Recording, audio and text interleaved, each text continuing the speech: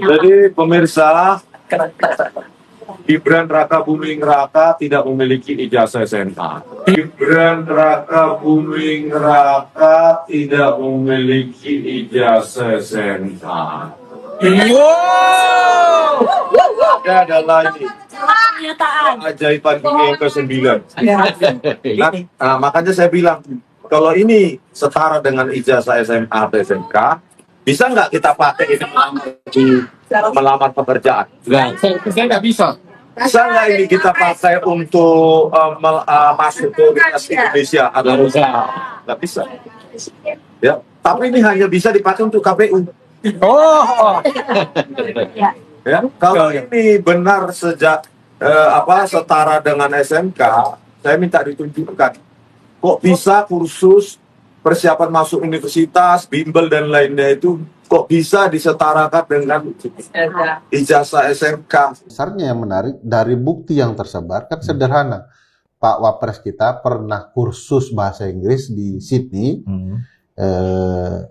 di UTS, dia punya lembaga kursusnya sendiri. Nah, sertifikat khusus itu yang dibawa ke Kemendikti, yang merupakan orang Pak Presiden Pak Nadiem gitu ya, yang keluar menyetarakan sertifikat itu dengan ijazah SMA. Nah, pertanyaan besarnya, sejak kapan sertifikat khusus bahasa Inggris setara dengan SMA yang pelajarannya tidak hanya bahasa Inggris, ada matematika dan lain-lain. Nah, bagi saya ini petunjuk semua yang membuat orang-orang politisi bekerja bahwa ini tidak bisa dibiarkan. Pernahkah kalian merasa ada yang janggal ketika seorang pemimpin muda dieluk-elukan sebagai simbol harapan bangsa? Tapi begitu kita telisik, catatan pendidikannya lebih membingungkan daripada soal matematika sekolah dasar. Pertanyaannya sederhana, benarkah kita sedang dipimpin oleh generasi emas? Atau sebenarnya hanya generasi emas-emasan yang ijazahnya penuh coretan tipek? Mari kita buka cerita ini perlahan. Jangan buru-buru pindah channel ya, karena di balik lembaran ijazah ada kisah yang lebih seru daripada sinetron azab di Indosiar. Saat ini warganet kembali dibuat geleng-geleng kepala. Nama Gibran Raka Buming Raka, wakil presiden yang katanya dididik di Singapura, tidak ditemukan dalam daftar resmi ICE atau Immigration and Checkpoint Authority.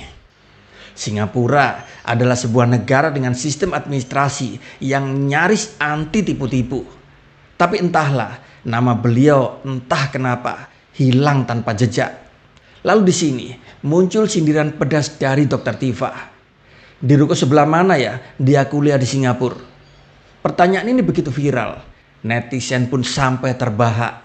Karena bayangkan saja, ngakunya kuliah di luar negeri, tapi minim bukti-bukti kejelasan kampusnya. Ibaratnya begini, pergi ke pasar beli rambutan, uangnya kurang, minta tambahan.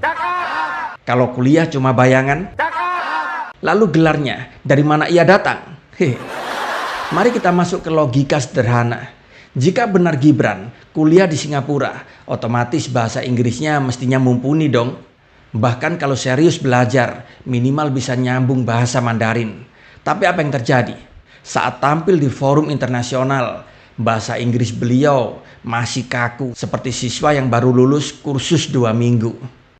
And improving the quality of their products for the global market. And be part of the world's supply chain.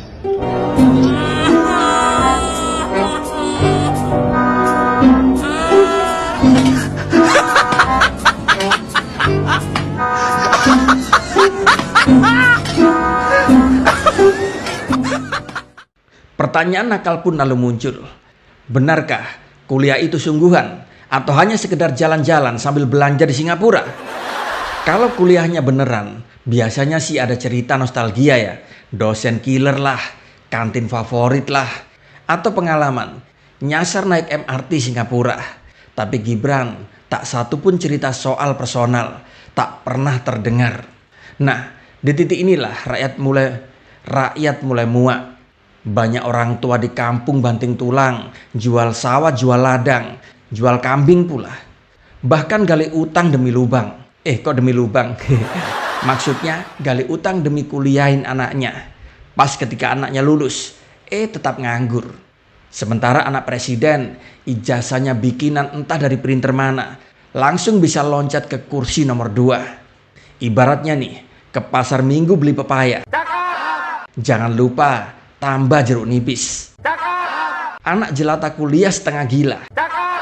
Kalau anak penguasa sih tinggal ngemis. Di sini pakar telematika Roy Suryo bahkan menegaskan pendidikan Gibran ini katanya begitu amburadul. Awalnya di situs KPU tertulis pendidikan terakhir.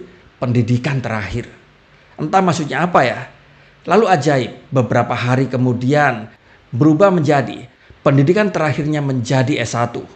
Loh, kok bisa ya? Apa server KPU kena ketempelan jin khorin ya? Atau memang ada jari-jari nakal yang suka mengedit data? Lebih anehnya lagi, masa SMA beliau tercatat sampai 5 tahun? Padahal kan jangankan di Singapura, di Indonesia pun jenjang di SMA normalnya kan cuma 3 tahun. Apa mungkin ini program spesial?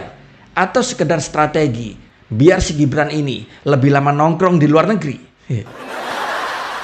Kita sih yang rakyat kecil ini bukannya iri ya, tapi tolonglah jangan anggap kami ini bodoh. Kalau benar lulus dari universitas internasional, buktikan dong dengan transparansi, tunjukkan dokumen resmi, jangan data yang bolak-balik berubah.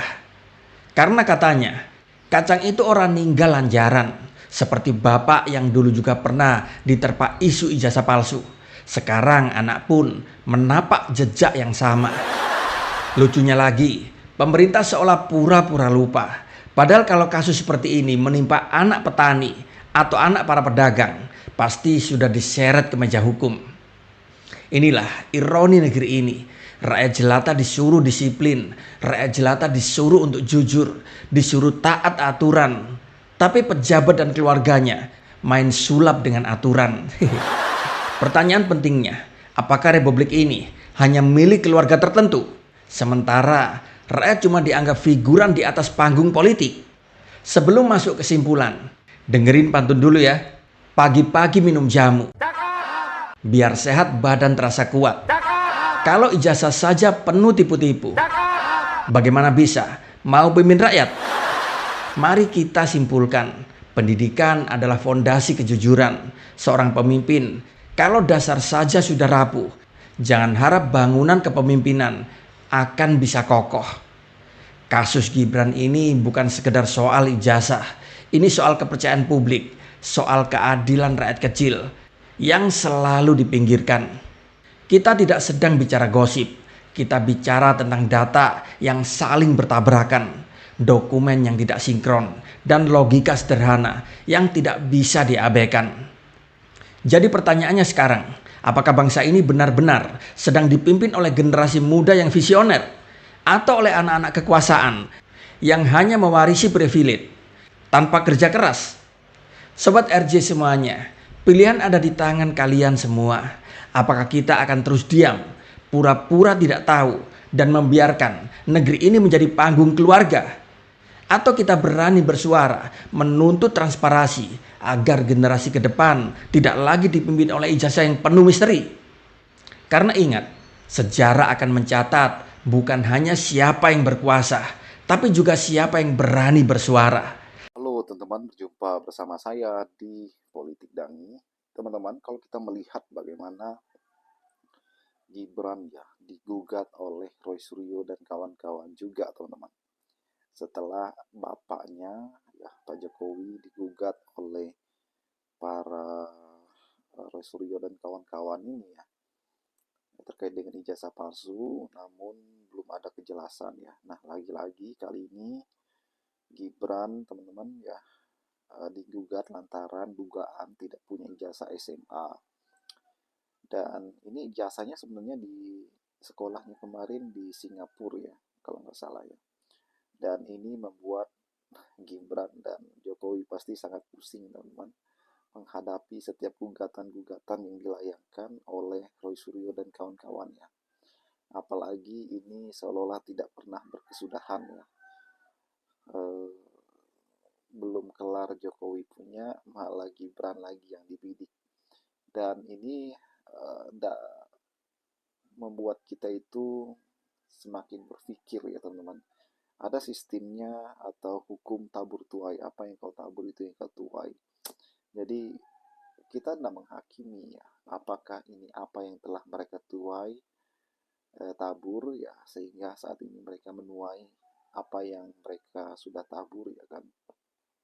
Apalagi Suryo dan kawan-kawan ini, bahkan orang-orang di belakang mereka pun adalah orang-orang yang intelektual tinggi, orang-orang yang kuat, orang-orang yang berpengalaman, orang-orang yang punya ilmu tinggi ya.